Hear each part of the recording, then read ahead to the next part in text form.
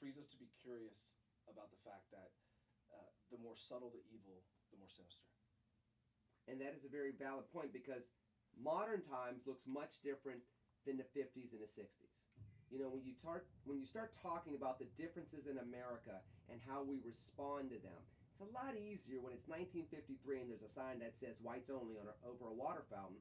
It's a lot different when you say, well, how come we can't find more African Americans in leadership positions, despite the fact that we have a lot of African Americans that have master's degrees and PhDs?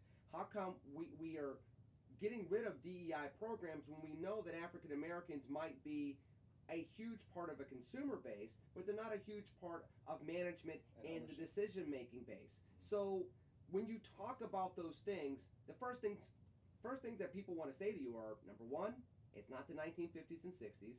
Number two, I like Oprah Winfrey and Michael Jordan, they become billionaires. Number three, we had Barack Obama for 8 years. There can't be racism anymore.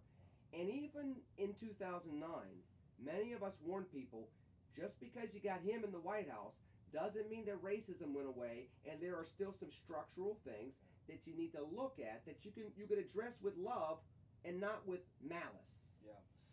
I would say this.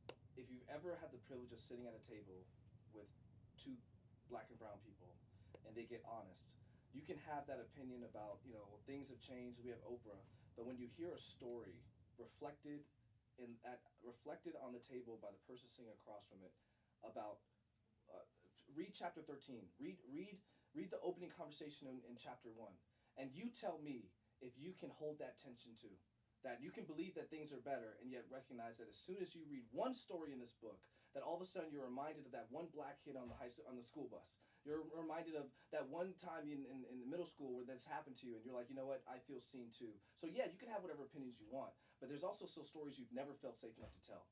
And the book is more about that than fixing your opinion.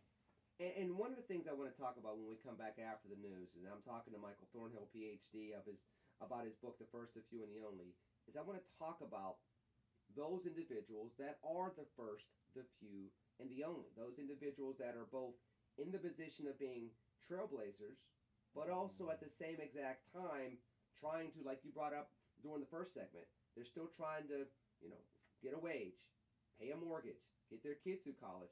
And there's this balance between how do I continue to pursue the economic American dream while securing the American dream of freedom, of prosperity, of safety that people may not necessarily have. So I want to come back after the break, and I want to go more into the title of the book and those type of dynamics that you're talking about when you're talking about the first, the few, and the only, because we live in a time where those numbers may be receding based on what we've been seeing from the federal government and what we're seeing culturally. But don't go anywhere. I'm coming back after the news with Michael Thornhill, PhD, about his book, The First, the Few, and the Only. We're going to do a couple more segments because he's forcing me to.